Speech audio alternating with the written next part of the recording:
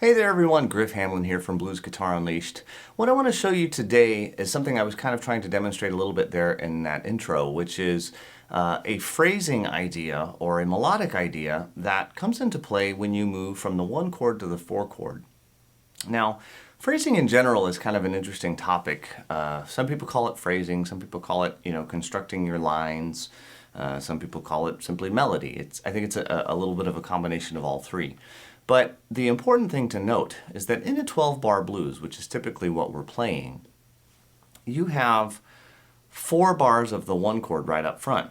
Well, that's just kind of stagnant. There's nothing really going on. It's just these 4 bars of 1. So you can play pretty much anything and it's going to work out okay. But if you really want to show your stuff, for lack of a better word, a really good opportunity to do that is going from bar 4 to bar 5 when the band goes to the 4 chord. Anytime the band changes, you kind of want to show in your soloing that you are not only aware of what that change is, but you kind of want to pull the listener along for the ride. So the way you can do that is to land on chord tones, and that's the best way to possibly do it. And in particular, the chord tones that you want to land on are either the 3rd of the chord or the flatted 7th of the chord. So what I want to do is I want to show you a really easy way to first find those notes, and then how to kind of practice and how to sort of create a riff or a lick that will emphasize that note for you. Okay, so if I'm in the key of G, right? Turn off the overdrive here real quick. So if I'm in G, I'm going to be playing probably, I'm just going to use box 1, right?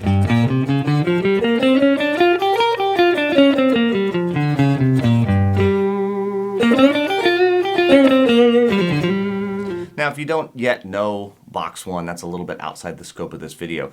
But there's plenty of places, I've got tons of other videos that will have those boxes outlined. But let's keep going. In our case, what we want to look at is going from that G7 to the C7 chord, okay? And I'm just going to keep it in this same position. You could have chosen that C7 or that C7. You can choose whichever one you want, but you need to kind of be able to remember these notes. So I have the root, I have the 5th, I have the flatted 7th. That's a good one. I want that one. The 3rd, that's a good one. I want that one. The 5th, and again the flatted 7th. It's an octave apart there. So in particular, my 2 best choices are the 3rd and the flatted 7th. Okay? Now the flatted 7th is easy because it's in the scale. But the 3rd of the C7 is not in the minor pentatonic scale. Okay? That doesn't mean we can't use it. It just means we have to make an adjustment, okay? So it may be a situation where in order to get that note, you actually have to change the scale slightly and kind of bend the rules a little bit. There's nothing wrong with that, and it sounds great when you do it, so don't be afraid of it. But first, let's look at if we use that flat 7th since it's already there. All right, so I'm playing along in G, 1, 2, 3, 4, and then I come to here, right? Okay, so on beat 1, I know that I want to land right there, and that is my spot. So that 3rd fret on the 3rd string, that B flat, is where I want to land. And I want to land there right on beat 1 when that chord changes, because that's one of, I'm going to call it the money note or the sweet note, right? So in order to do that, I'm going to have to kind of count backwards. Now, I generally don't ever start licks on beat 1. That's just one of my rules. It's one of those rules I've picked up over years and years and years of just transcribing stuff. Guys that do this right tend not to start on beat 1. So I'm going to start on the and of 1. So if you count through a whole bar, I have 1 and 2 and 3 and 4 and. I have 8 places where a note could fall if I stick to 8th notes. 8th notes are a good place to stay. So I'm going to get rid of the 1, and so I need 7 notes, and 2 and 3 and 4 and then 1 is going to be right there. Now the other trick to that is that I don't want to come to that note from like way up here. I don't want to make a big skip. I want to make it go kind of smooth. I want to have it flow, all right? So I'm going to basically just kind of make something up and try to work my way there and see if it works. So I'll start up here. 1 and 2 and 3 and 4 and 1. I used the blue note. That worked out pretty good, actually. 1 and 2 and 3 and 4 and 1. And it landed right on the note. Okay? And if I were to play that over my little jam track I made.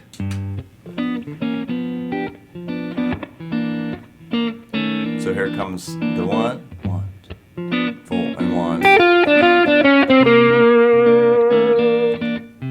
Okay? So you can see that flows kind of real nicely into that next chord. Now I could do the same thing. Like I said, I could do it with the third, even though it's here. Okay? Even though it's not a note that's in the scale, I can still use it. Okay? I could do something like 1 and 2 and 3 and 4 and 1. That hits it, and that would work, and it would sound good. 1 and 2 and 3 and 4 and 1. Or 1 and 2 and 3 and 4 and 1. Okay? And you could come up with a dozen different ideas, some of which you would like and some of which you wouldn't. So the trick is, when you find one that you like, you write it down, or you record it, or you archive it in some way. And then you practice it. You don't just go, okay, that's a cool one, and you put it aside. Because if you do that, you're not gonna use it. It's not gonna become part of your vocabulary, and that's what we want. Is we want for these really nice ideas to become part of your everyday vocabulary. It's like learning fancy new big words with your word of the day calendar. You know, it's really that kind of idea. It's a great way to get a new phrase that you can learn. Now, I did something earlier. That I haven't really talked about, and it's a little bit advanced, I'll say. But one thing that you can do that's really cool is you can approach the note that you want from a half step, even if that half step isn't in the key or isn't in the scale or anything, and it'll sound good. And in fact, it sounds really good. It can sound a little bit jazzy, but it really is a cool sound. For example, 1 and 2 and 3 and 4, and then here's this half step on and then beat 1. 1 and 2 and 3 and 4 and 1. So that note obviously is not in the scale at all, but it leads me very nicely to that next note. Or if I was doing it for the 7th, 1 and 2 and 3 and 4 and 1. So I came up from a half step away. You can usually do it from below or from above. I happen to prefer the sound of doing it from below and coming up a half step to the note that I want. Everybody's different. Everybody likes what they like, and that's totally okay. So don't feel like you have to do it my way. All right. So what I'm going to send you off with today is this lick: 1 and 2 and 3 and 4 and 1. Okay. And what this is the 6th fret on the 1st string. I'm in G, right? So I'm in G box 1. So I've got the 6 on the top string, 3 on the top string, 6 on the 2nd string, 3rd on the 1st string, 6th on the 2nd string, and then 3, 4, 5, landing on beat 1. 1 and 2 and 3 and 4 and 1. 1 and 2 and 3 and 4 and 1. And you can go anywhere you want from there. You don't have to stop there. It could be 1 and 2. Yeah, I mean you can take this as far as you want to go with it, all right? But I want to at least give you that as an example. But the main point of this video is to give you some tools to come up with your own sounds, okay? And not just copy something that I put in front of you. Now, the sounds that you're going to come up with are going to be based on your own history, what you listen to, what you like, what your fingers feel comfortable doing. All those things are going to come into play.